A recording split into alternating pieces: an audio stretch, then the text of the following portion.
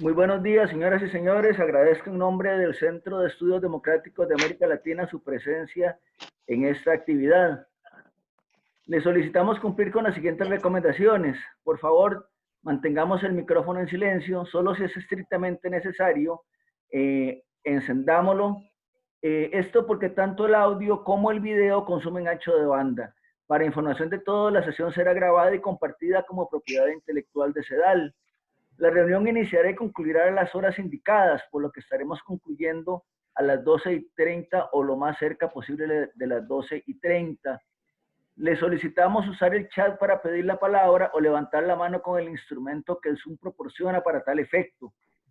Para efectos del uso del tiempo, también le solicitamos que las preguntas y los comentarios sean muy puntuales y relacionados con el tema abordado por el expositor. Si va a emitir un comentario, por favor, le rogamos que sea corto y puntual. Le rogamos respeto, es inapropiado interrumpir a quien está en el uso de la palabra o agredirla de manera verbal. Cedo la palabra a don Luis Fernando Díaz, vicepresidente de CEDAL. Don Luis Fernando, adelante. Gracias, Guido. Como la mayoría de ustedes saben, no es normal que sea yo el que presente a los oradores del respectivo sábado. Yo pedí el honor de presentar a Pablo Sauma, hubiera querido presentar a otros, pero pedí el honor de presentar a Pablo Sauma y hoy me concedieron el honor de presentar a doña Belia. Antes de presentar a doña Belia, dos cosas pequeñas. Hace unos meses, al principios de este año, en la junta directiva de CEDAL, algunos compañeros de la directiva decían, bueno, ¿y qué pasa con las cuotas? ¿Por qué no estamos cobrándole las cuotas a los asociados? Y entonces, algunos compañeros en la junta directiva les dijimos, no podemos cobrar cuotas si no estamos dando nada. Pero bueno, quiero contarles que con hoy cumplimos 2 meses de no fallar un sábado. Y ya tenemos programado todo el mes de agosto. Gracias, y ahora voy a comentarlo con un cierto detalle, gracias a la participación de muchos de ustedes en la preparación de ese programa. Bueno, esto es para recordarles que se pongan, los que son miembros de la Asamblea de CEDAL, que se pongan en contacto con Rosita para ver cómo le pagan las cuotas a CEDAL. Porque ya empezamos, ahora sí, ya estamos dando algo y ahora ya podemos pedir algo. Bueno, gracias por la sonrisa, Alejandro. Ahora, sobre el programa, precisamente. La semana pasada tuvimos una sesión que tenía un carácter de evaluación, pero también de señalar el camino que iba a seguir el programa de aquí en adelante. Y hemos tenido una notable participación. Ha habido propuestas, personas interesadas en recomendar ponentes, temas, y creo que podríamos hacer por mucho tiempo, pero en el momento, por favor, que se empiecen a cansar, avísennoslo también para poder reprogramar horarios o cualquier cosa que sea necesario y no convertirnos en una actividad onerosa antes que satisfactoria. Y hecho eso, me perdona doña Belia por haber abusado de la presencia de ella y haber hecho este largo discurso, pero yo sé que a ella no hace falta mucho para presentarla. Belia es, yo podría decir casi con orgullo las dos cosas que voy a decir. Belia, primero, no, tres cosas. Primero, es miembro de la Facultad de la UNED. Ella en la UNED ocupa una posición importante como coordinadora del Observatorio de Comercio Exterior de la UNED y además, lamento, hay gente que dice que se oye mal, no sé cómo puedo corregirlo yo. Acabo de acomodar un poquito el micrófono. Además, Belia es catedrática de la UNED y Belia es graduada del doctorado de la UNED. Y yo me siento tan orgulloso de esas cosas que no puedo menos que compartir un poco de ese orgullo con Belia. Belia es una graduada en Derecho Comercial, tiene más de 25 años de experiencia en comercio internacional. Trabajó en ese campo en el gobierno de doña Laura, en alto nivel, en el Ministerio de Comercio Exterior y fue viceministra de Comercio Exterior en el gobierno de Oscar Arias. Fue directora ejecutiva del Consejo de Promoción de la Competitividad en Costa Rica. O sea, credenciales las tiene todas. Ha publicado varios libros. Introducción al Derecho Comercial Internacional es un título que resalta.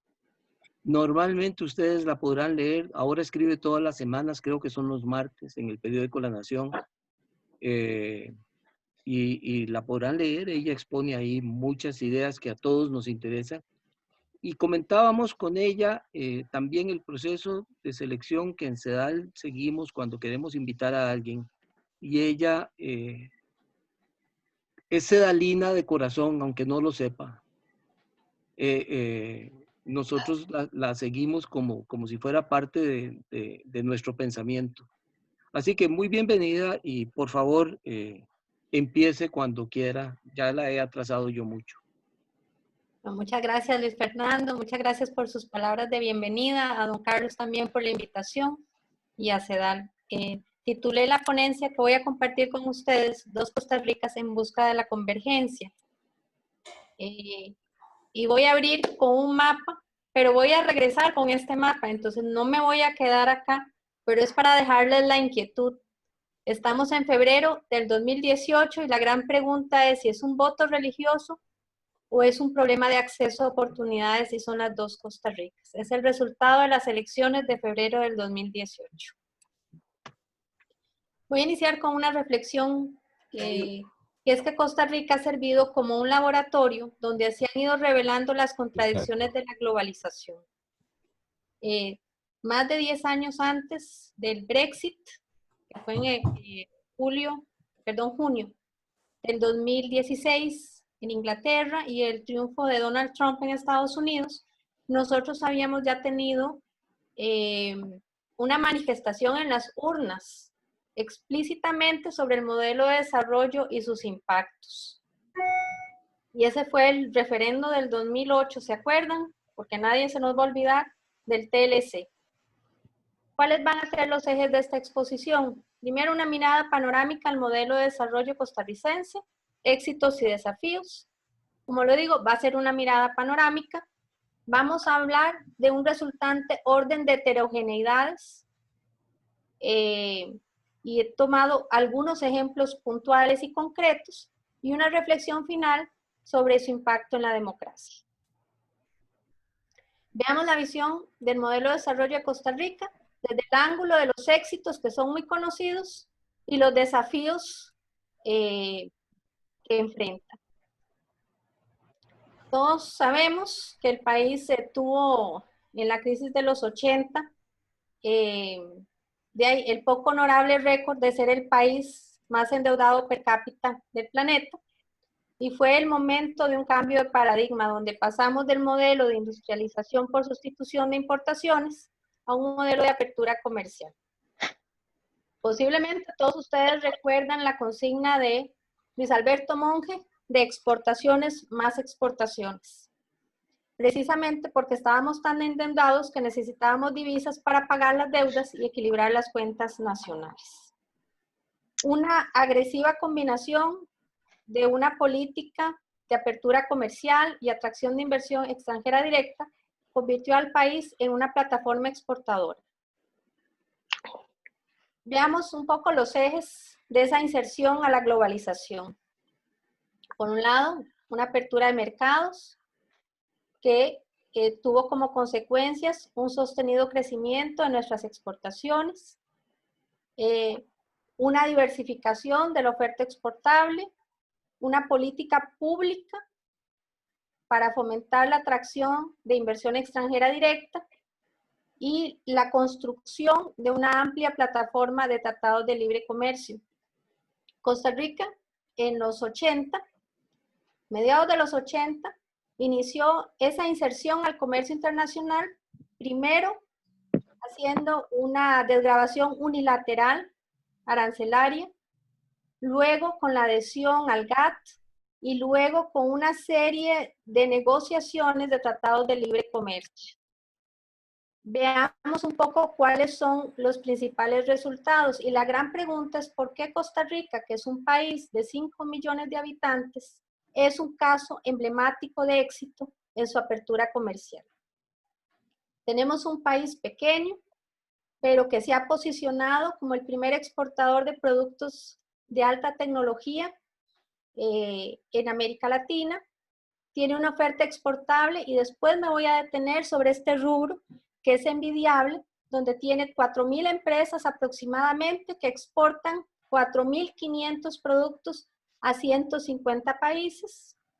Es el cuarto país del mundo en proporción de exportaciones de alta tecnología y ha habido una clara transformación en la estructura de sus exportaciones.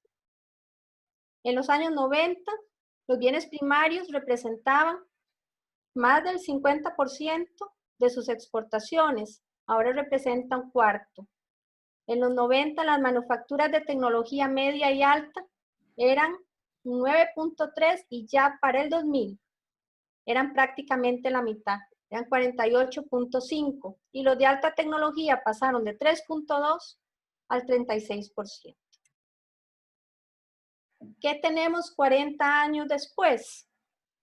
Exportaciones que han crecido sostenidamente y últimamente hemos visto además que no solo ha habido un crecimiento sostenido en bienes, sino que un crecimiento acelerado en la exportación de servicios. Aproximadamente exportamos bajo ese andamiaje o esa plataforma de tratados de libre comercio un 87% de nuestras exportaciones totales. Tenemos una oferta exportable sumamente diversificada de productos y destinos. El flujo de inversión extranjera también ha ido creciendo de forma sostenida y el año pasado tuvimos un emblemático posicionamiento turístico con 3 millones de visitantes. Este es el punto de referencia. Claro, en esta coyuntura tan complicada e inusual del COVID-19, vamos a ir viendo cómo se contraen las exportaciones, porque ya lo hemos visto, inclusive aquellas de zona franca, cómo estamos cerrados al mundo y no estamos recibiendo todavía turistas. Veremos en agosto cómo nos va, pero este es el punto de referencia y estos son los éxitos obtenidos. Voy a tocar dos temas en este rubro. Uno es la diversificación de la oferta exportable disponible. Ustedes ven que en 1986 teníamos menos de 400 productos. Y después, dependiendo de los años, tenemos 4.300, 4.500, pero es más de 4.000 productos en nuestra oferta exportable. Y aquí, a mí siempre me gusta hablar de una anécdota. Yo trabajé varios años en Nicaragua con un proyecto del BID y me tocó 2005 ir a averiguar cuál es la oferta exportable disponible de Nicaragua al mundo y no llegaba a 500 productos. Y cuando nosotros negociamos en el 2006 el acuerdo de asociación con la Unión Europea, ya nosotros, Costa Rica, estaba exportando 511 productos solo al mercado comunitario. Eso nos da una idea de la diversificación y es uno de los países más diversificados. Tenemos una sólida plataforma exportadora, atraemos inversión extranjera directa, tenemos 280 empresas de alta tecnología, pero territorialmente concentrada esa inversión en el gran área metropolitana. Participamos en 5 grandes cadenas globales de valor y el 35% de nuestras exportaciones totales son en manufactura de alta tecnología. Y aquí vamos a hablar un poco del tema del régimen de zona franca, que representa aproximadamente la mitad de nuestras exportaciones. En el segmento de manufactura de dispositivos médicos, estos ya han llegado a representar el 4% del PIB y es el número 1 en bienes de manufactura. pero hay un crecimiento acelerado también en el sector de servicios, que están representando ahora un 7.6% del PIB, y donde el sector de TICs se equipara al turismo.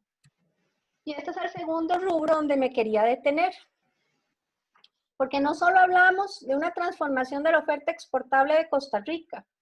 Aquí, cuando hablamos de servicios, ya podemos empezar a visualizar que ha habido una transformación estructural en la producción, es decir, en el aparato productivo costarricense. Ven ustedes que en el año 2000, abajo en la filmina, este segmento de sector de servicios corporativos generaba 1,000 empleos. El año pasado ya generaba más de 70,000 empleos, donde el empleo se multiplicó por 68 y el número de compañías pasó de 6 en el 2000 a 178, donde estamos hablando de servicios digitales, tecnologías digitales, servicios compartidos, diseño e ingeniería. Son productos ya, servicios, de alto valor agregado. Pero veamos los desafíos. No todo brilla. La inversión extranjera directa sigue siendo un factor de equilibrio de las cuentas nacionales. Una balanza comercial de bienes deficitaria se sostiene por la inversión extranjera directa y el crecimiento del segmento de servicios. Vamos a verlo más adelante, pero hay una concentración también de las exportaciones, un nivel relativamente bajo de encadenamiento productivo, baja inversión pública en investigación y desarrollo, problemas de alineamiento entre la oferta educativa y la demanda laboral, y este dato es importante: si eliminamos las exportaciones de zonas francas y nos vamos al régimen definitivo, las principales exportaciones de Costa Rica siguen siendo banano, café y piña. Podemos concluir entonces que en el proceso de apertura se gestaron brechas que dejan como saldo 2 economías, 2 competitividades y fuertes diferencias salariales. Pasemos a ver el orden de heterogeneidades, y aquí también es una visión panorámica.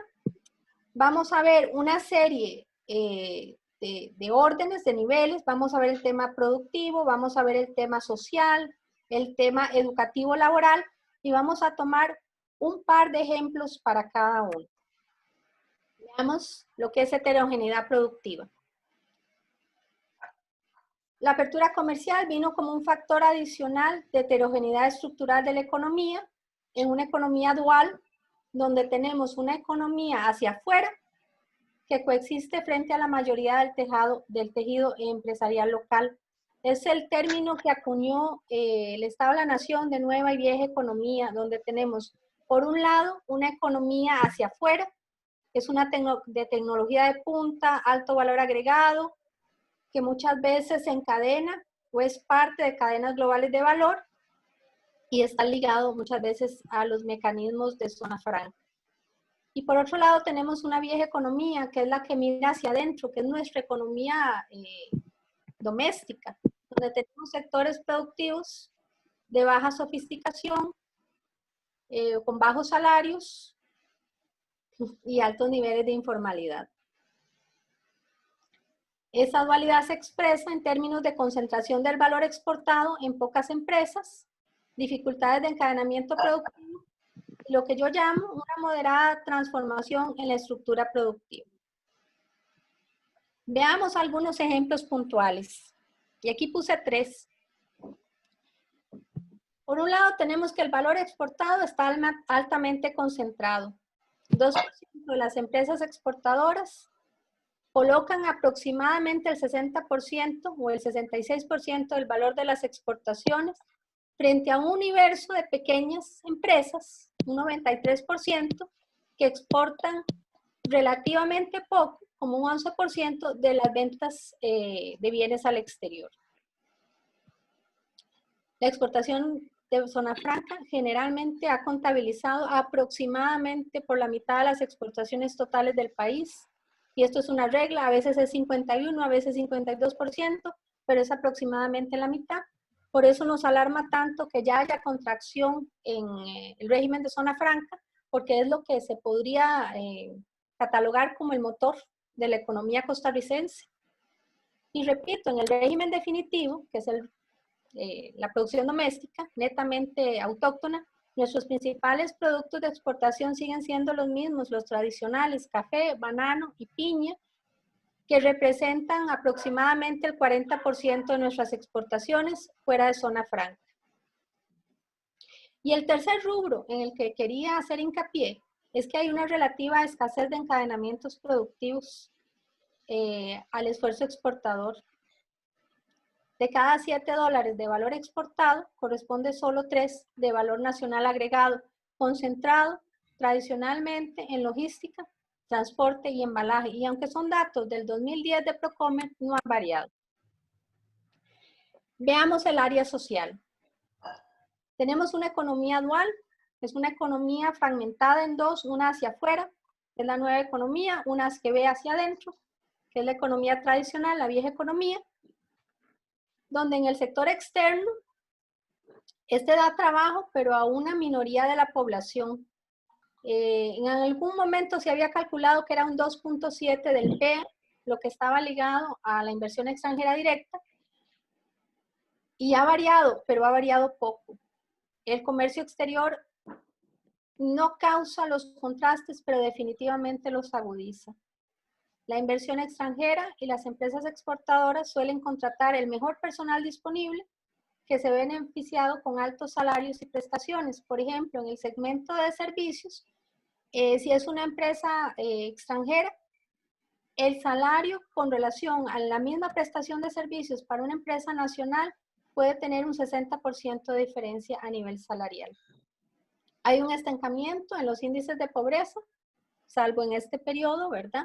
Pero en los últimos 20 o 25 años se ha mantenido aproximadamente en un 20%, pero, y ahí está el pero, hay un incremento fuerte en el índice de Gini, que ustedes ven dónde pasa, de 1990 estaba en 0.37 y después pasa a 0.51. Veamos el tema de la paradoja educativa. Estos son datos de un estudio del Estado de la Nación que, aunque son del 2012, digamos que yo no he encontrado nada que me evidencie de una forma tan drástica el contraste o la asimetría que existe entre la nueva y vieja economía en términos educativos y laborales. Vean los datos. En el 2012, en la dinámica nueva economía, se habían producido 10.000 nuevos empleos, mientras que en los sectores industriales de la poco sofisticada vieja economía, más bien se habían eliminado 12.000 puestos de trabajo.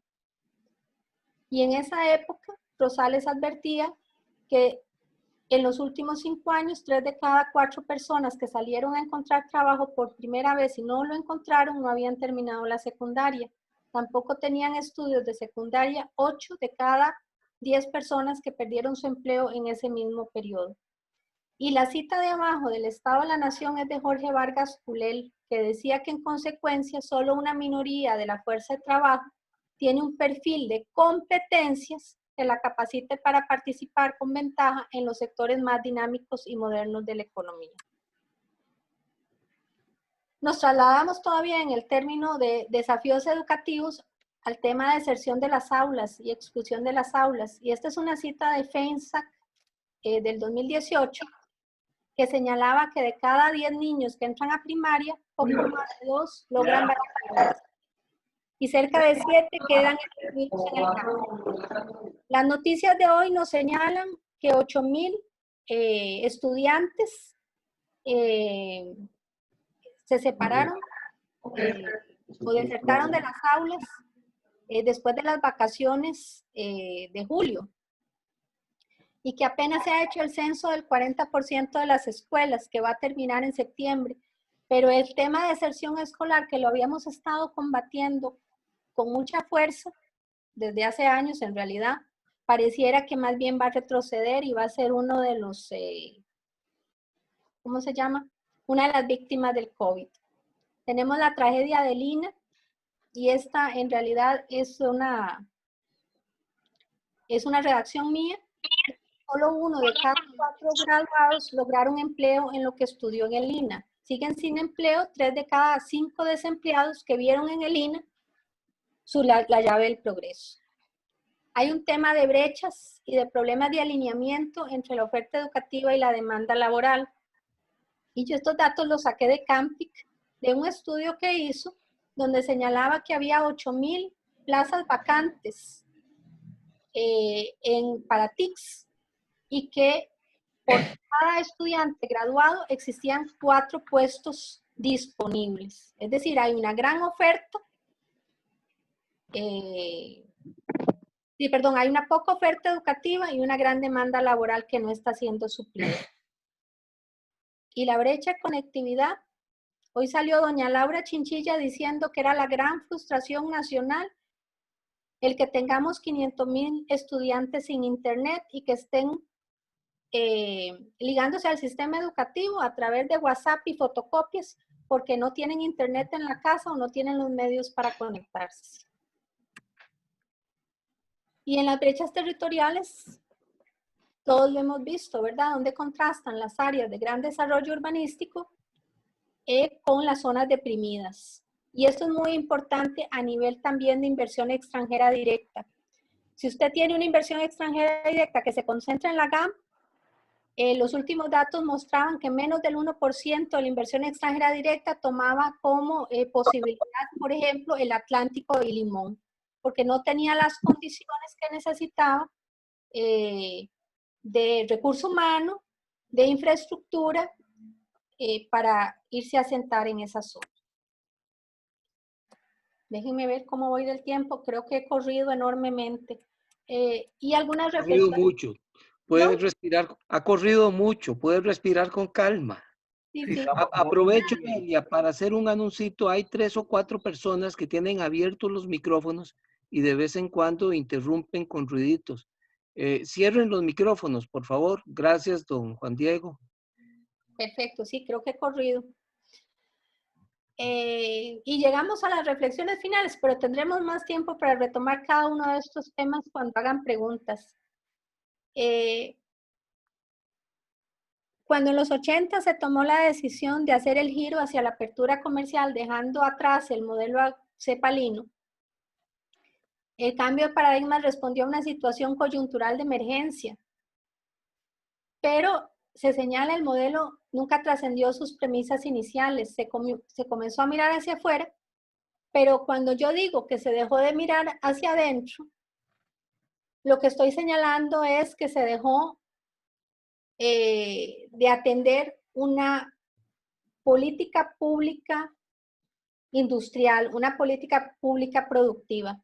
Es decir, nos enfocamos hace 40 años a la apertura comercial, establecimos una enorme plataforma exportadora, establecimos los regímenes de zona franca y montamos todo un andamiaje para abrir a Costa Rica, para insertarlo en el mundo, para negociar mejor acceso de mercado a nuestros productos y a nuestros servicios.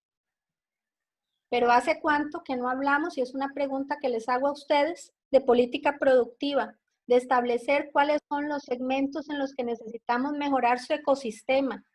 Llámese el segmento de TICS o el segmento de turismo médico. Los países generalmente toman decisiones, establecen cuáles son los sectores productivos que tienen mayor potencial y establecen políticas de apoyo.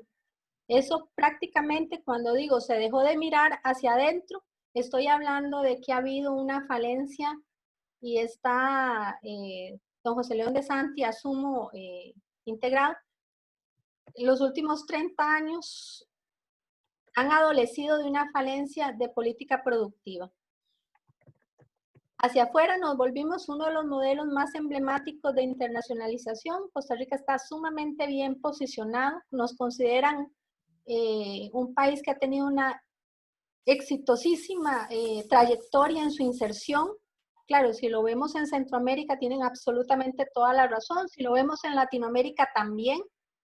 Cuando yo hablo de la diversificación de la oferta exportable, tenemos una oferta exportable, no solo mucho más amplia, obviamente, que el ejemplo que di sobre Nicaragua, pero más amplia que la de Chile, porque ellos están muy ligados a recursos extractivos y a cobre, y aunque tienen una agricultura muy interesante y muy diversificada, nosotros tenemos una oferta exportable más diversificada aún que la de Chile.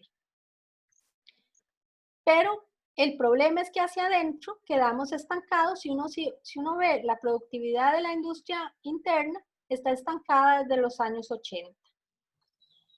¿Cuál es el problema? Que se gestó una apertura comercial sin un mapa de desarrollo integral. Y su resultado, lo vemos hoy, es un país paradójico, lleno de dualidades y de contradicciones, y es un poco lo que quise demostrar con algunos de los elementos del orden de heterogeneidad. ¿Estamos en la antesala de un modelo más integral? Pues es una gran pregunta. Se nota la clara necesidad de intervención de políticas públicas. Si por un lado se reconocen los éxitos de la apertura comercial y de la atracción de inversión extranjera directa, también se entiende la necesidad de introducir política productiva de fomento a las capacidades endógenas.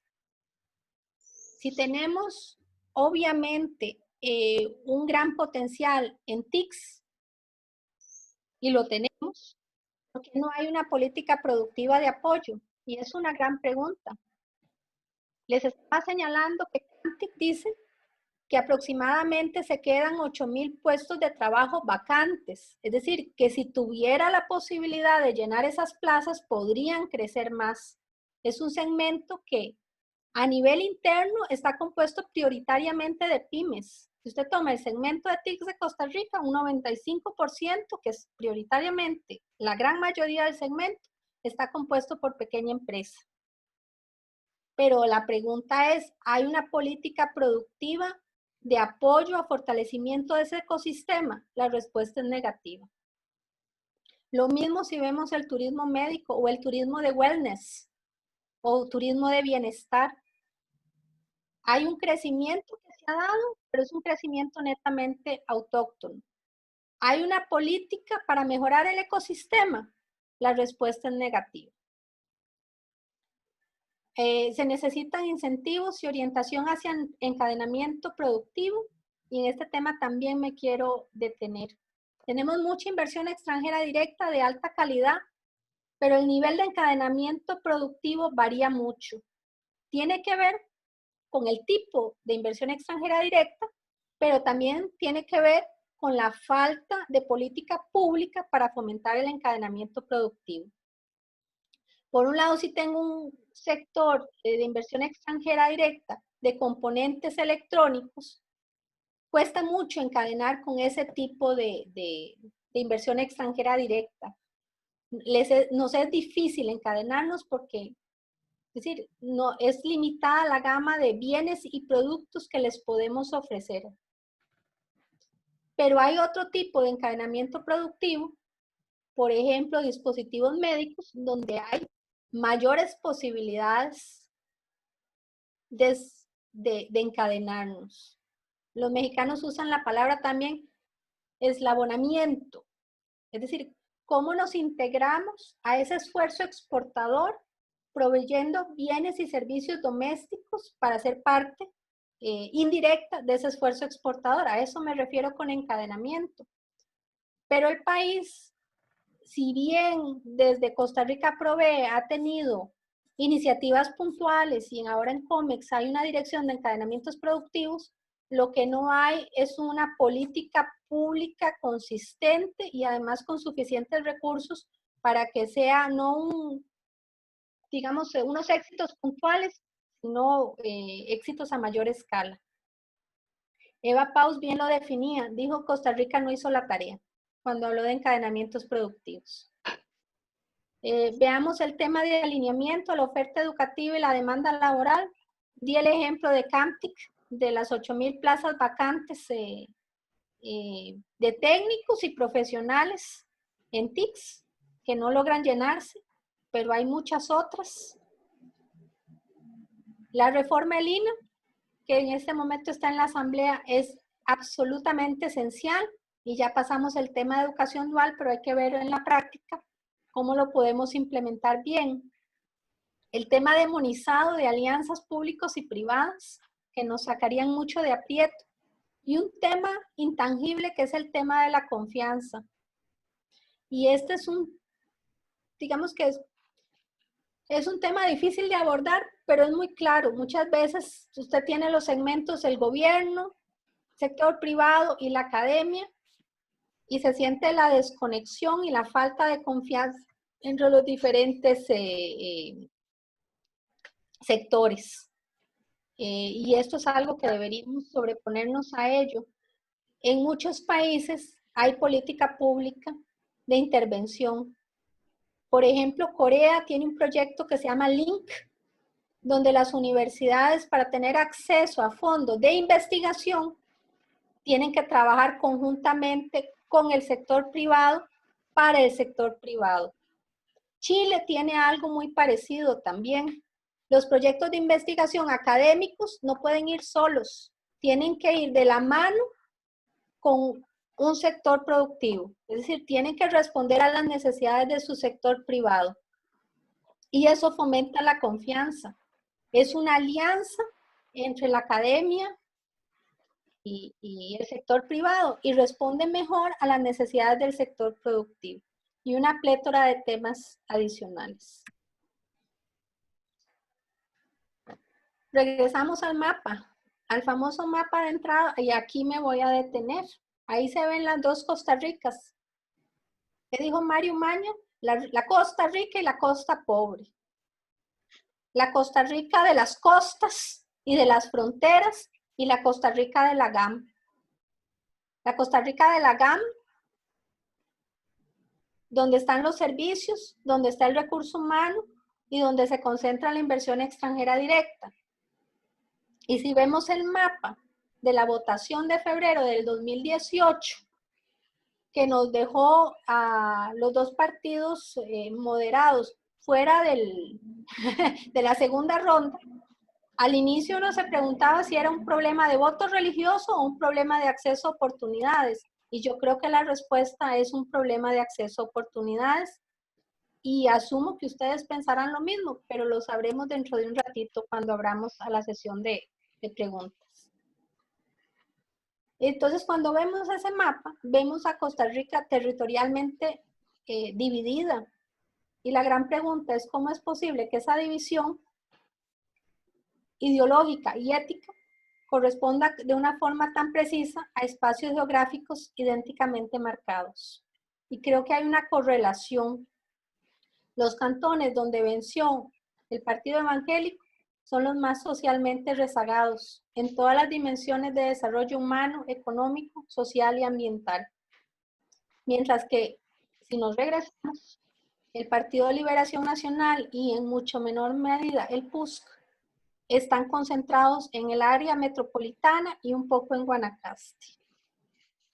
Pero lo que son costas y definitivamente lo que son fronteras, ya sabemos cuál fue el impacto. Y aquí hay algunas reflexiones ya finales sobre el impacto en la democracia costarricense. Yo creo que los partidos están conscientes de los éxitos del modelo, de las falencias del modelo, del consecuente aumento en las brechas y el malestar que hay ante el proceso de globalización. No es que el modelo haya causado las brechas, y en eso hay que hacer hincapié, las acentúa, pero son condiciones preexistentes. Pero están asociados en la mente de muchos de nuestros ciudadanos con que son impactos directos del proceso de globalización. Y eso pasa en Gran Bretaña, eso pasa en los Estados Unidos, y eso lo vimos en la división que tuvimos en el referéndum del 2008. Recuerden que nosotros, es decir, que el TLC en el referendo nada menos que por 50,000 votos, que no es nada. Es decir, que el país estaba dividido y fragmentado en dos. Entonces, aunque el modelo no sea el culpable de las brechas y de las asimetrías, el aumento de las brechas y las asimetrías, pareciera que hay una correlación directa con el modelo de desarrollo. Y los comicios del 2018 parecen confirmar lo que yo llamo procesos subyacentes de malaise económica y social, como una expresión disruptiva de inconformidad nada menos que con el status quo. Yo sé que hubo temas coyunturales, pero en los temas estructurales pareciera que sí, que confirman que hay una expresión de inconformidad con el status quo y también una expresión de molestia del electorado que ya cada vez más tiene dificultades en distinguir la identidad partidaria. Es más difícil distinguir la diferencia entre, y aquí espero no ofenderlos, el Partido Liberación Nacional y el PUSC. Yo los llamo ya los partidos moderados en mi mente, frente a otras identidades partidarias. Y el problema es que el electorado se pregunta cuál de las alternativas responde a sus inquietudes y a sus necesidades frente a este orden que se presenta tan claramente de heterogeneidades. Y quería terminar con algunas referencias. En el tema de los comicios, les recomiendo, son 10 paginitas si alguien tiene interés, y en el tema de hegemonía del modelo contradictorio en Costa Rica, si hay un libro detrás, porque lo que hice fue un resumen de los principales elementos y fueron netamente pinceladas y nada más que eso. Pero si alguien tiene curiosidad, ahí está.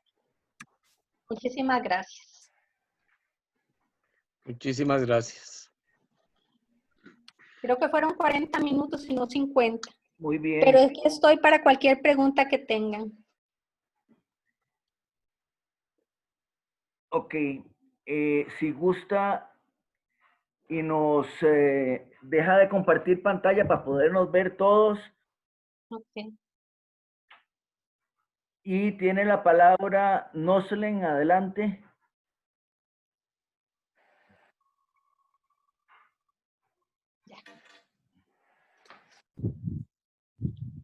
Buenos días a todos.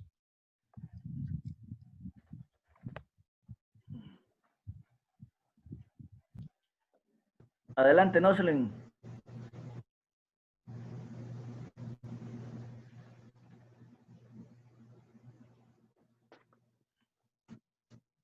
¿Qué se nos hizo? Como nadie le contestó el buenos días, pensó que nos habíamos escondido. No, se acaba de caer, me parece, me da la impresión. Está con el micrófono cerrado. Aprovecho para saludar gente que no habíamos saludado, Guido, mientras Nolen se conecta. A Manuel Carballo, bienvenido Manuel. Ana Ruth, que se conectó un poquito tarde, pero venía muy capturada por estar con nosotros hoy. Jorge Uribe también está presente. Philip Werner desde Houston, o Teluray, ¿dónde estará hoy? Ok, Noslen, listo. En la finca. Buenos días, ¿cómo están? Con respecto al tema del encadenamiento entre universidad o academia y el sector privado, el tema que mencionó que las investigaciones tenían que ir dirigidas en mejorar el sector privado. ¿Qué tan avanzado está ese tema? No sé si están en asambleas, si ya hay una ley. ¿Cómo está la situación legal? No, yo lo que estaba dando era algunos ejemplos foráneos en cómo se ha trabajado para, porque todos los países acusan ese tipo de brecha y es una queja común. Usted le pregunta a alguien de una universidad en Corea y le dice que la dificultad que ellos tienen es de sobrepasar esa barrera de desconfianza y de dificultad que tienen de trabajar con el sector privado, pero ahí lo que hacen es que el gobierno interviene con políticas públicas y le dice, por ejemplo, vea, aquí hay un fondo y usted puede acceder a ese fondo para proyectos, pero usted no puede ir solo. Usted tiene que venir con el sector privado y tiene que responder a una necesidad del sector privado. Lo mismo hace Chile. Chile también trabaja mucho el tema de innovación de forma tal que cuando usted quiere acceder fondos para investigación, usted tiene que ir de la mano con el sector privado, con una empresa, por ejemplo, y con un proyecto que responda a necesidades de la empresa. Entonces, la forma que ellos tienen de fomentar a través de política pública y de incentivos, esa relación más estrecha entre sector académico y sector privado. Yo que sepa, no tenemos nada por el estilo. Me acuerdo que cuando tuvimos los recursos adicionales al FED de los 200 millones del Banco Mundial, se buscó alinear un poco más la oferta educativa, responder más al tema de STEM, de carreras ligadas con matemáticas y ciencias.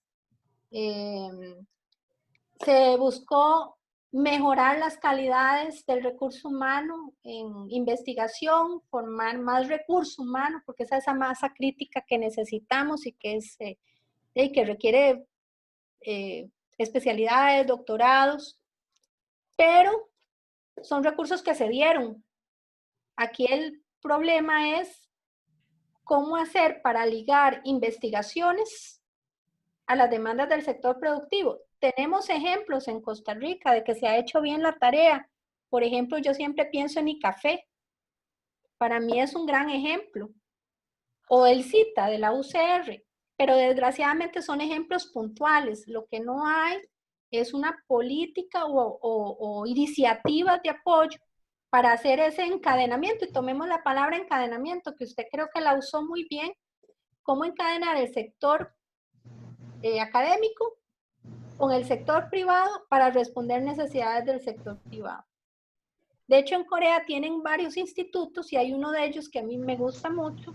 Lo he visitado un par de veces, donde es un instituto académico, pero ellos venden servicios al sector privado. El sector privado le dice, vea, necesito esto, necesito que me invente algo que, lo que sea, un aparato para la gente que no puede oír o que tiene problemas con la vista, y entonces tienen un pool de doctores y le buscan la solución al problema del sector privado y se lo venden servicios y funciona muy bien. A nosotros nos falta trabajar mucho ese tema. Ay, permítame que participe un segundo. Yo tengo alguna experiencia en el tema porque tengo una pyme y a la referencia que hace Delia en relación con algunos países asiáticos es muy particular. Son países que encabezan la inscripción de patentes y eso se refleja en el crecimiento económico y en una economía tan dinámica como tienen esos países. En algún momento hemos estado trabajando con la gente de MISID y CONICIT porque efectivamente hay una ausencia de una ruta país que determine no solamente la necesidad de generar encadenamientos, que todo el mundo habla de encadenamientos y cuando uno tiene una empresa lo que se topa muchas veces es la resistencia de algunos gerentes de las empresas transnacionales de abrir paso, porque no hay además no hay una dirección, no hay una obligación en el gobierno o como política pública, como ocurre en otros países donde se obliga a las empresas transnacionales a encadenar empresas nacionales en un periodo determinado, entre 1 y 5 años, donde este proceso de transferencia de conocimiento obliga a la transnacional a desarrollar proveedores. Aquí hay alguna resistencia y básicamente nos explicaban que hay una resistencia porque mucha de la jerarquía de las empresas transnacionales ya no tiene vínculos con los jerarcas de las empresas ubicadas en el país de origen y que eso le genera cierto temor de tomar decisiones importantes. Y hay un gran problema, pero básicamente lo que decía Elia, el tema de que no hay una directriz clara ni hay una hoja de ruta que nos permita generar las empresas por una parte, realizar la atracción de la inversión extranjera por otra parte, y en tercer lugar, generar una transferencia de conocimiento que no se da, y entonces lo que tenemos muchas veces son empresas que vienen aquí básicamente a pagar salarios sin que haya un enriquecimiento de la industria nacional. Muchas gracias. ¿Alguien más que quiera usar la palabra? Yo quisiera Digo, responderlo. Ana Ruth. Ana Ruth, sí, ok. Don Guido. Sí, adelante, Delia. Porque en realidad usted agregó un tema adicional y a mí me gustaría contestarlo antes de darle la palabra a doña Ana Ruth. ¿Te parece? Adelante, adelante. Pasamos de hablar del tema de articulación de la academia con el sector privado al tema directo de encadenamiento productivo. Vea, hay países como Brasil o países como Uruguay que tienen legislación donde a la inversión extranjera directa le piden un porcentaje de encadenamiento productivo, transferencia tecnológica o generación de empleo. Es decir, hay política pública detrás para fomentar el encadenamiento productivo. Es decir, que la empresa multinacional busque proveerse de bienes y servicios en la empresa doméstica de donde está radicando su empresa, donde se instaló. Hay eso. Pero por otro lado, nosotros en particular que no tenemos ningún tipo de legislación o de política pública de esa naturaleza, tenemos una serie de dificultades. COMEX tiene una dirección de encadenamientos productivos que lo que más hace es hacer el match. ¿Me entiende? Aquí está la empresa de dispositivos médicos y necesita que la provean de este bien o de este servicio y ellos hacen el enlace. Pero muchas de las empresas nacionales, las pymes sobre todo, el problema que tienen es un problema de certificaciones. Muchas veces necesitan la ISO 9000, que es como la básica, pero ya para ligarse a empresas multinacionales después necesitan otras certificaciones adicionales. Eso tiene un costo muy grande, tiene que ver con trazabilidad del proceso, es decir, un costo monetario y un costo de la misma empresa de pasar por el proceso de certificación y después hay que actualizarlo. Entonces, muchas veces el problema que hemos detectado es un problema de certificaciones, es uno de ellos. Entonces, en el PIN, que fue el proyecto del BID, uno de los últimos, había fondos para eso, había una cuota asignada para el tema de encadenamientos productivos. Pero ahí hubo problemas de todo tipo, empezando porque eso estaba en el MISIT, los fondos tenían que ir a Procome, hay un tema de articulación entre ministerios e iba lento y es un tema de cultura. Pero si usted le pregunta a don Marcos Vargas sobre el tema de encadenamientos productivos y el tema de certificaciones, le da toda la explicación, pero es lo que le permitió dar el salto con su empresa y encadenarse con las multinacionales. Entonces nosotros tenemos ahí ausencia de política pública o ese mapa de ruta que usted habla, don Guido, legislación de soporte de esa política pública, porque se puede hacer. Países como Brasil o Uruguay lo han hecho, porque el ejemplo que yo di de articulación academia, sector privado, era de Corea, pero el anterior había sido Chile, que también lo tiene muy bien. Pero también ver cuáles son los problemas que tenemos y enfocarnos, pero que sea una cuestión de política pública, grande, no esfuerzos puntuales e iniciativas puntuales, porque entonces nos quedamos en lo poco y no en lo mucho. Correcto. Tiene la palabra Ana Ruth Quesada y posteriormente José León de Santi. Ana Ruth. Micrófono, Ana Ruth, micrófono. Sí, compañeras. Vean, hay dos puntos importantísimos y es la desvinculación de la realidad de una élite académica de las condiciones reales, productivas y de trabajo. Y bueno, José León desde la Cámara de Industrias, me imagino que también hará su aporte, porque en la Cámara de Industrias con SAICS hemos sido socios estratégicos de desarrollo, pero porque a través de la Cámara ellos articulan de una manera sumamente dinámica con diferentes consultores de muy buen nivel. Pero vean el tema del aporte académico. A mí me tocó asistir a una presentación de un plan estratégico que hizo CICAD de la UCR a la Municipalidad de San Pedro. Y me acuerdo que era como una tarea universitaria mal hecha. De hecho, yo tomé el micrófono y les dije, señores, es muy irresponsable de parte de ustedes que hagan una presentación pública de un plan estratégico sin indicadores. y sin plazos de ejecución de las tareas.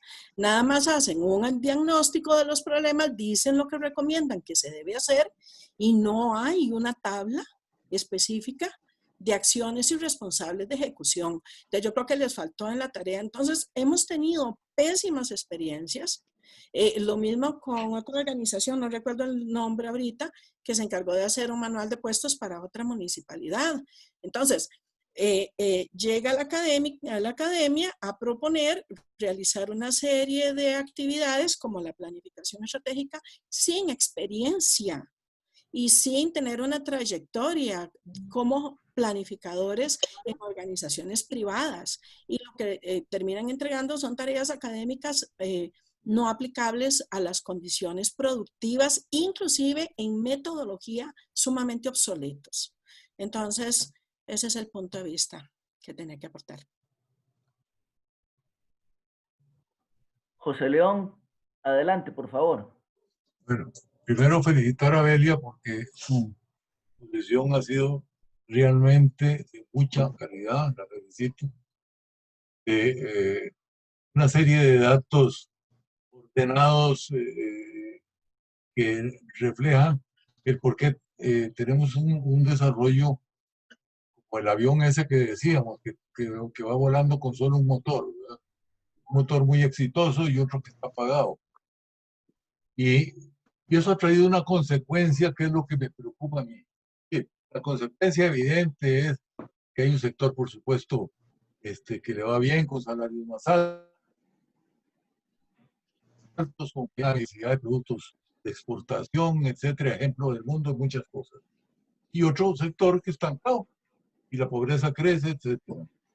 La consecuencia, además de esa, y la que me está preocupando ahora y se ha hecho evidente con la pandemia, es que se ha empezado a politizar, ha empezado a polarizar el país en el sentido de que los no favorecidos por una buena política de desarrollo y los que pertenecen de alguna manera, no todos, pero de alguna manera a la vieja economía, le echan la culpa al empresariado en general.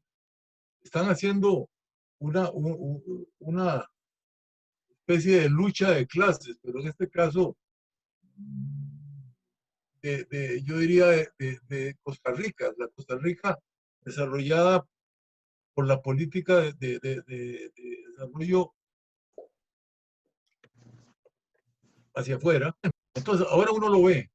El sector empresarial hace una propuesta, o hace un montón de propuestas y hay un grupo importante de empresarios, 56 si no me equivoco, que es una propuesta, y las reacciones más virulentas que yo he oído es de que todas esas propuestas las hacen para favorecer a los ricos empresarios en detrimento de los pobres no empresarios y asalariados. Es decir, eso es un error para mí gravísimo. Gravísimo porque precisamente en el sector empresarial es donde se genera la mayoría de los empleos.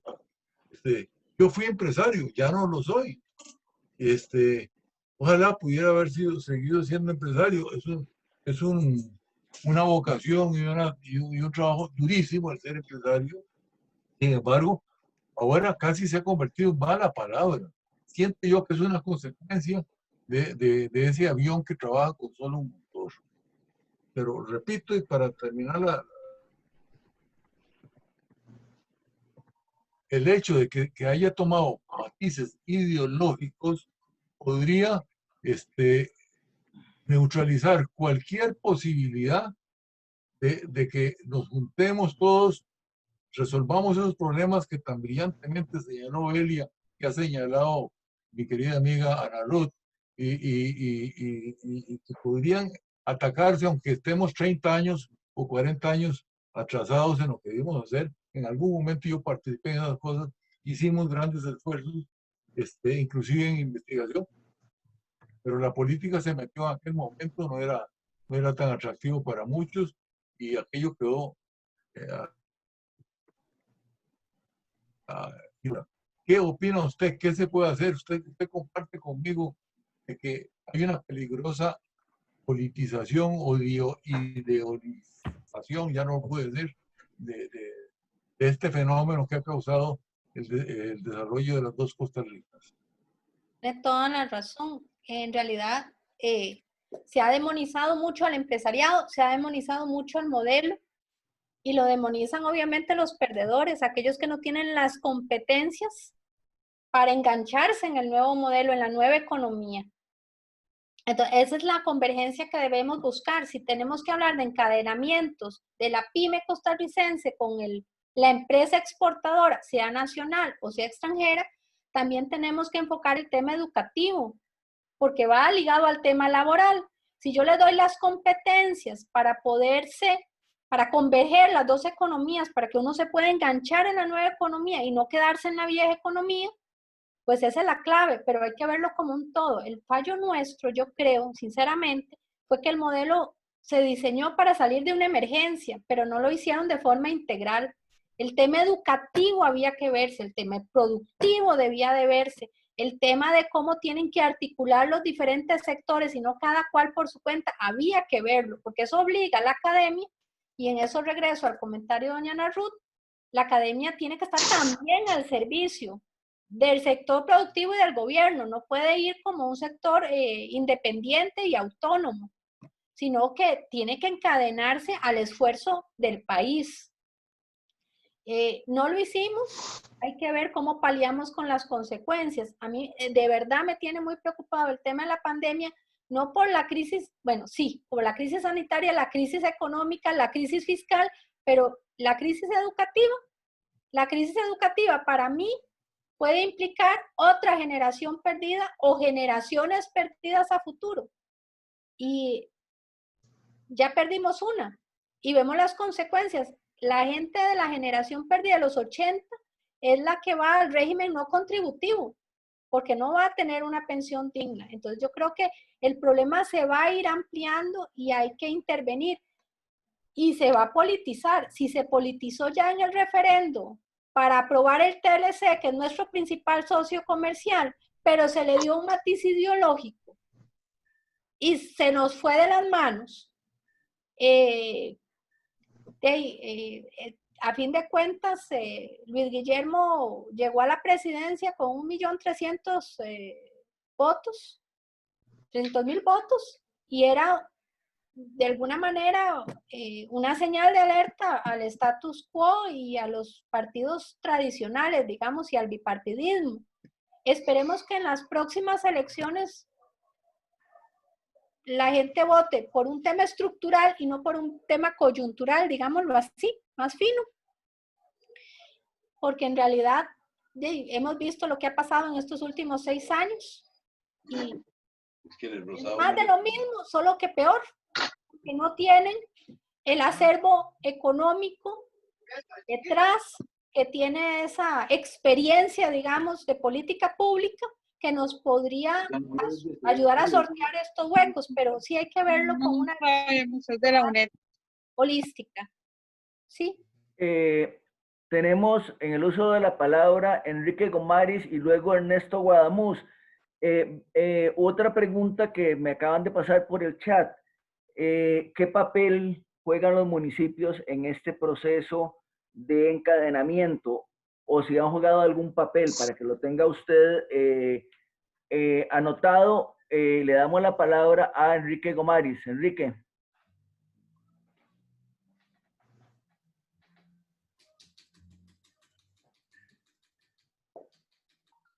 Enrique, no te escuchamos.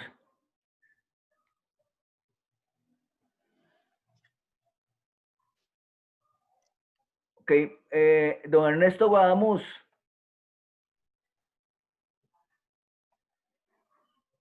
Enrique se desconectó. ¿Quién sabe si fue aquí? Ya, ahora sí. Ok, Enrique, a ver, adelante. Ok, bueno, a ver. Yo hablo desde la perspectiva de la sociología política. Entonces, a mí me parece que es muy difícil tratar de resolver los problemas digamos, del desarrollo político y económico de un determinado país solo a través, viendo solo las características del aparato productivo. Es decir, hay una relación entre, por ejemplo, la heterogeneidad estructural y las actitudes y la cultura política y viceversa. Es decir, a mí me parece que hace falta tomar el ángulo socioeconómico sobre la realidad sociopolítica y al revés, para poder entender un poco mejor las cosas. Por ejemplo, se habla de la economía nueva y de la economía vieja, pero ¿cómo tiene eso efectos en las actitudes políticas? Por ejemplo, a mi juicio, una de las cosas que falta por hacer es, ¿tiene alguna relación, existe alguna relación entre la economía nueva y la economía vieja? ¿Existe algún efecto que tenga consecuencias políticas pertinentes? Por ejemplo, la economía nueva está tirando de los precios en Costa Rica de una manera increíble. Hoy Costa Rica es uno de los países más caros de América Latina. Entonces, ¿qué significa eso para la gente que vive de la economía vieja? Pues evidentemente una molestia social.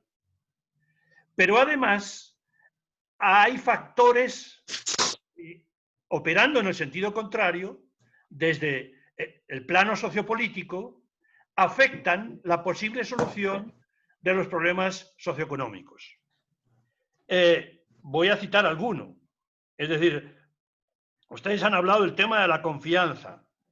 Bueno, el tema de la confianza en el país es probablemente uno de los problemas sociopolíticos más graves.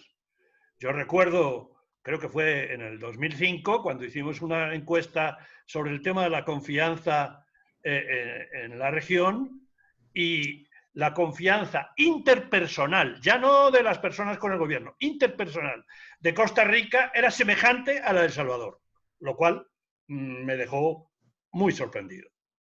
Es decir, hay fenómenos sociopolíticos que afectan a su vez las posibilidades de resolver los problemas socioeconómicos.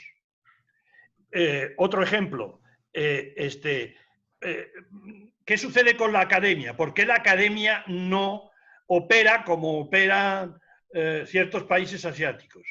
Pues muy claramente, porque en la academia el progresista es el que está en contra de la economía privada. O sea, en la academia la tendencia hacia una posición más estatista y menos favorable a la economía privada es lo que se entiende como algo progresista. O sea, hay problemas de carácter sociopolítico que están dificultando resolver los problemas socioeconómicos, y a su vez los problemas socioeconómicos, como por ejemplo ese que mencioné de la relación entre la economía nueva y la economía vieja, que están produciendo factores de, digamos, dificultad en el plano sociopolítico. Por lo tanto, yo creo que más allá de exprimirnos el cerebro acerca de cuáles son los mecanismos precisos que puede resolver alguna dinámica económica, ¿ya?, en el plano del encadenamiento, etcétera, etcétera, lo que hace falta es tener una mirada un poco más amplia y ver qué sucede con el Estado, qué sucede con el corporativismo de los sectores y del mundo sindical. ¿Me explico? Porque si no, no tenemos el puzzle completo y va a ser muy difícil resolver los problemas importantes que tiene Costa Rica desde el punto de vista sociopolítico a través de lo socioeconómico y viceversa. Doña Belia. No, sí tienes razón, don Enrique. En realidad, pues estamos viendo una mirada desde el ángulo del modelo de desarrollo, pero hay que emprender reformas estructurales de amplio calado, y lo sabemos todos. la posibilidad de hacerlo en tiempos de crisis y de hacer un viraje es muy grande, si hubiera consenso para ello. Pero bueno, la falta de confianza interpersonal que indicó don Enrique es muy fuerte, pero bueno, tal vez cuando estamos contra las cuerdas es cuando hacemos las cosas bien, como lo hicimos en los 80. Lo hicimos bien y mal, pero al menos dimos un salto. Habían hecho una consulta sobre el tema de municipios y Sí, encadenamiento. correcto. ¿Quieren que la responda? Sí, por favor. Que yo sepa, no hay ningún tipo de relación. Tal vez hay algún esfuerzo personal, pero le voy a ser sincera, no lo conozco. No ha llegado a oídos míos. Ok. Alejandro González.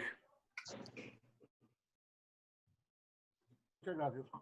Me parece muy interesante la conversación de hoy con Belia sobre estas dos Costa Ricas. Dos apreciaciones antes para señalar lo que quiero señalar. Cuando hablamos de TLC, o cualquiera, uno siempre mete los matices ideológicos como que si el TLC no tiene trasfondo ideológico. Y por supuesto que también lo tiene. Igual podemos pensar de las propuestas que hace el sector empresarial, por ejemplo, en estos días. Uno puede decir, es que se le da matiz ideológica porque otros se oponen. No, es que las propuestas también del sector empresarial en sí mismo también tienen concepciones ideológicas. O sea, la ideología no es, como a veces se pretende pensar, siempre lo ven como la ideología de la izquierda, ¿no? El neoliberalismo y todos los congregados también tienen una concepción ideológica, ¿verdad? O sea, todo, el libre comercio, la apertura, todo tiene ese. Y yo estoy claro que efectivamente nosotros hicimos bien, diversificamos los mercados, que fue un acierto, diversificamos la producción, que también es un acierto, pero sí efectivamente descuidamos la parte interna, ¿verdad? Y eso se denota, y Belia me parece que lo dibujó bien no solo en el mapa, sino también en toda la exposición del problema y que se agudiza con este tema de la pandemia. En realidad, lo que estamos observando hoy es una agudización del problema. Por eso yo en algunos chats y en otros lados he insistido en la necesidad de dialogar todos los sectores, no solo los tradicionales, sino todos los sectores productivos y sociales, políticos y económicos para replantear un pacto social. Porque si nosotros no planteamos un pacto social, este país se va a ir de las manos. Independientemente si se negocia con el Fondo Monetario o no se negocia o nos ponen restricciones o no nos ponen restricciones, este país se va a ir de las manos. Y las consecuencias que vamos a vivir son graves. Por ejemplo, este tema de la parte educativa, yo casi estoy por afirmar que esta generación es perdida. Fíjense ustedes que tuvimos la huelga del 2018, que yo pienso que se pudo haber evitado, precisamente dialogando, conversando sobre una reforma fiscal que tenía que haberse balanceado mejor, era urgente, sí, pero había que balancearla. Y a mí me parece que nada costaba balancear un proceso. No se hizo. Bueno, tuvimos 3 meses de huelga, entonces y el año pasado hubo otra. Y hoy la pandemia, y con un sector que como dijo Laura ahora, 500,000 personas que no tienen acceso a Internet, entonces vamos a tener una generación perdida, una generación que se va a ver en detrimento de otros, y no es tan fácil recuperarla. Todavía hace poquito estamos recuperando la crisis del 80, inclusive todavía tenemos gotas de consecuencias. Y eso nos va a llevar un tiempo. Por eso es que lo que estamos viviendo hoy es sumamente grave. Y hay que ponerle mucha atención porque las consecuencias que podemos llevar son también graves. A mí me parece que no estamos entendiendo, y a la larga a veces hasta el mismo gobierno y los diputados no están entendiendo la magnitud y la gravedad de lo que está viviendo este país. Y como decía, yo le acuño lo que don Chico Morales ha venido pregonando, que estamos en unas cáscaras que usted le prende un fuego y esto se incendia, pero las consecuencias no las sabemos. Y el problema político que como consecuencia de ello vamos a tener es de grandes envergaduras. Esto hay que ponerle mucha atención. No estamos bien. y no vamos bien. Hay que establecer mecanismos de diálogo de todos los sectores. Y ojalá que todos los chats de todos los partidos políticos pregonen estas posibilidades y que nos sentemos todos. Yo pienso que es importante, si todos tenemos que ceder, pero son todos, el 100%, no es que yo me capeo el tiro, porque por ejemplo cuando se habla de impuestos al salario, uno dice, sí, está bien, al sector público, pero el sector privado que gana bien, no le vamos a poner algún impuesto también o alguna contribución. Por ejemplo, cuando uno dice, ¿cuánto gana Ignacio Santos? Y no le vamos a poner a Ignacio Santos una contribución. No le vamos a poner a Agustín Lleida también que contribuya, o a Paté Centeno, o vamos a dejar a algunos por fuera. No, no, es que todos tienen que contribuir. Gracias, Alejandro. Belia, ¿algún comentario? Y si no, le damos la palabra a Luis Fernando Díaz. Un comentario muy puntual. Tiene toda la razón, don Alejandro. Hay que replantear el pacto social. Necesitamos mecanismos de diálogo entre sectores y el sacrificio de todos. Pero me hizo gracia porque yo oigo a la gente del sector privado diciendo que ellos están haciendo el sacrificio y que le corresponde al sector público. Hay al revés, pero es correcto. Tienen que ser todos. Tiene que ser, pensemos en los diputados, pensemos en la corte, pensemos en las cooperativas, que hagan recortes, todo el mundo se sacrifica y todos, porque es parte de un caldero de resentimiento que haya uno que se sacrifica y el otro no. Luis Fernando. Gracias, Guido. Casi que hay que recoger las palabras de Alejandro, donde empezó José León hace un ratito, cuando intervino José León. Y es que extraordinaria exposición de Belia, qué dicha que la tuvimos, ojalá vuelva. Deja como ganas de seguir hablando de estos temas, pero eso nos plantea algo que no hemos logrado resolver aquí con el señor Zoom, en estos llamados webinar de Zoom. Y es que nos cuesta hacer los paneles, nos cuesta hacer la polémica. La intervención de Enrique Gomaris y la de Alejandro plantean la necesidad de continuar la conversación con Belia, y no un discurso, sino una conversación.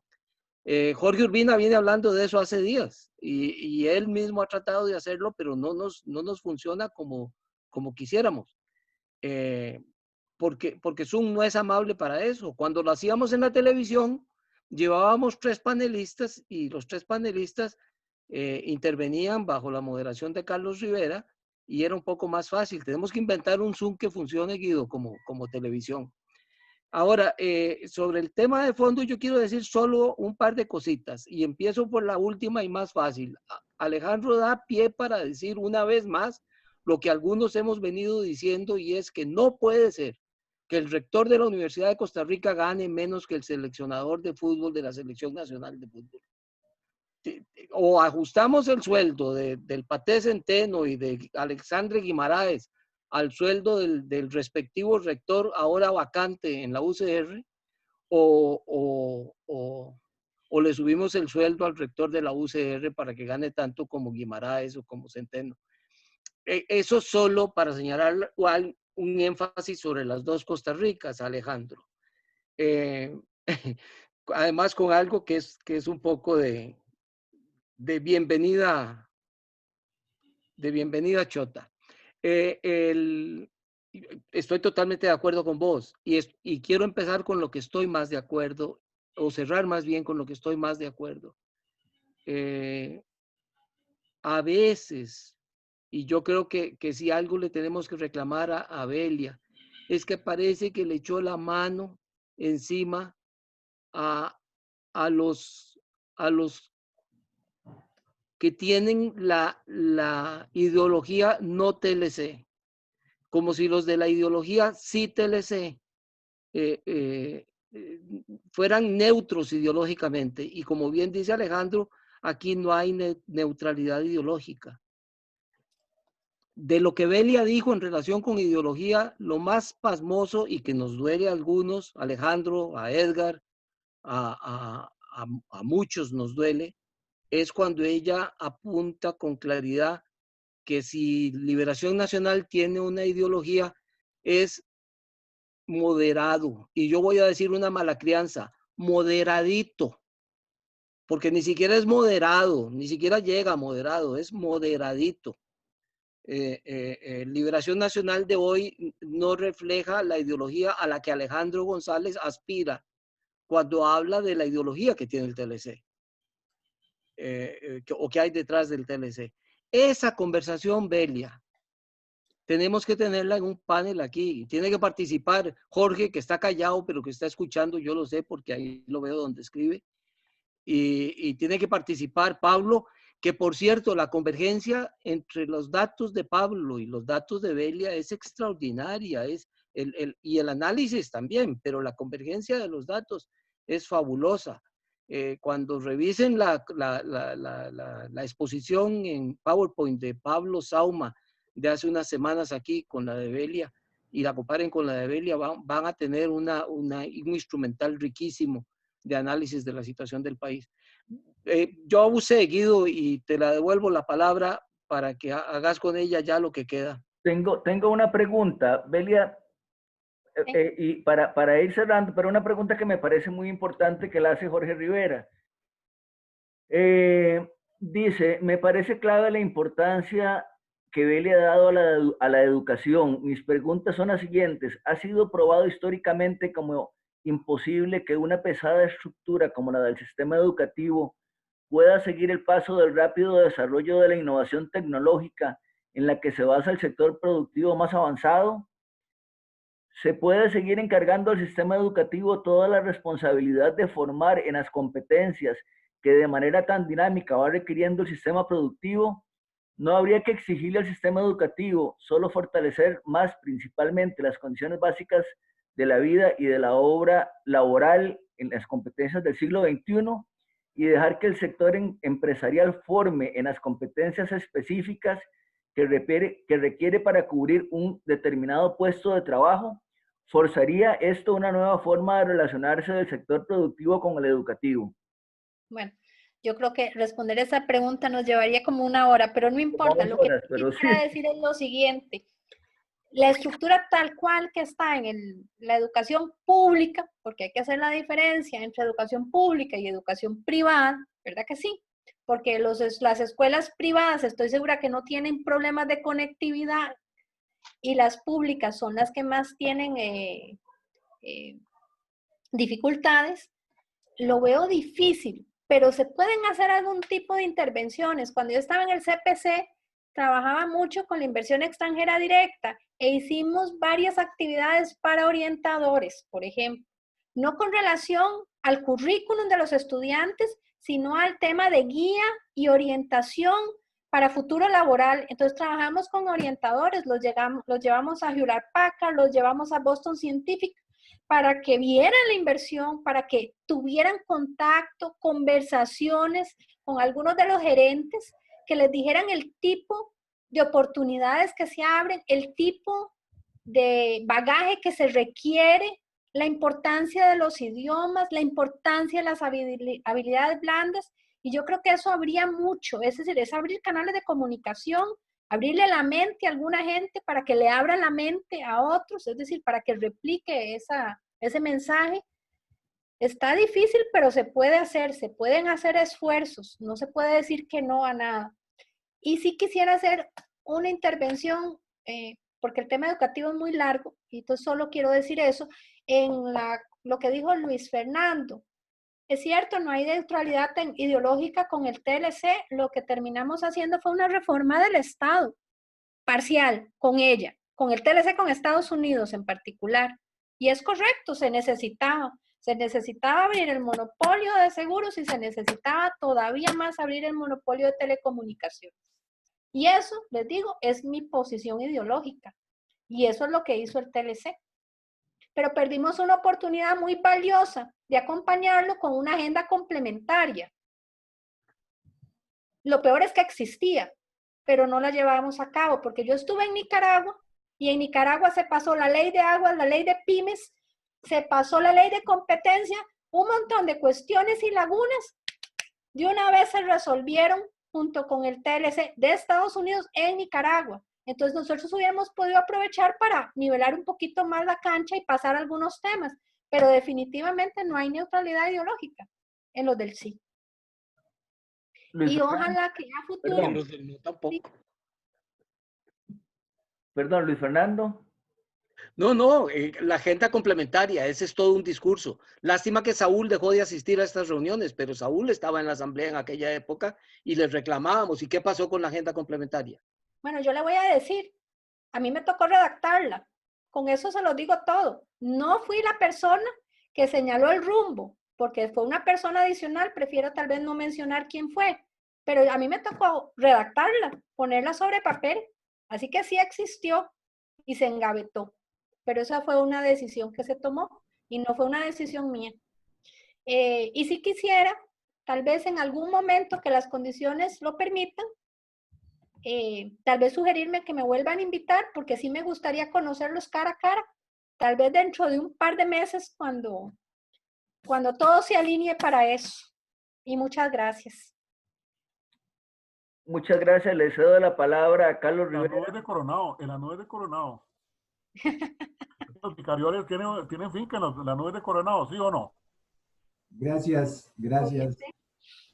Bueno, muchas gracias, Belia, por esta excelente participación y esta oportunidad para seguir en nosotros desde CEDAL, intercambiando no solamente impresiones, sino tratar de dibujar una ruta a la cual tenemos que llegar a concluir, que es qué generamos después de toda esta discusión.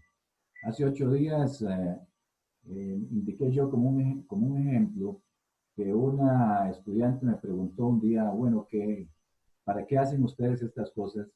Nosotros, como bien lo señaló Luis Fernando hace unos momentos, hace 7 años tuvimos un programa que llamábamos Diálogos hacia el Bicentenario y seguimos discutiendo sobre estos temas. Hay que llegar a algo más y yo confío que con la sabiduría de exposiciones como la suya, con los aportes que han hecho compañeros la mañana de hoy y otros días atrás, las excelentes participaciones y conferencias que han dicho otros expositores, podamos nosotros hacer propuestas que creo yo en estos momentos el país lo necesita. Y siguiendo sobre estos temas, hay un tema que en estos días nos tiene en una gran discusión. Después de haber aprobado un proyecto de ley, el proyecto de ley sobre usura, sobre las tasas de usura, se ha generado antes de la aprobación y posterior una gran discusión. Y hemos considerado que ese es un tema importante a discutir hoy en día. Y para esto hemos invitado al licenciado Max Quesada, que es gerente de Credimujer, que desarrollará el tema, la verdad, sobre la exclusión financiera, analizando y mostrando el funcionamiento desigual del sistema financiero, el microcrédito, el crédito de las mujeres productoras y su impacto sobre la... Los esperamos dentro de 8 días a la misma hora. Reiterarles el agradecimiento por acompañarnos siempre y Belia nuevamente reiterar nuestro profundo agradecimiento. Muchas gracias a todos. Que pasen una linda tarde. Muchas gracias, don Carlos. Muchas gracias. Buenas tardes. Nos retiramos. Les agradecemos mucho su participación y cierro la reunión. Gracias. Muchas gracias. Hasta luego, Belia. Adiós. Salud, Muchas Belia. gracias.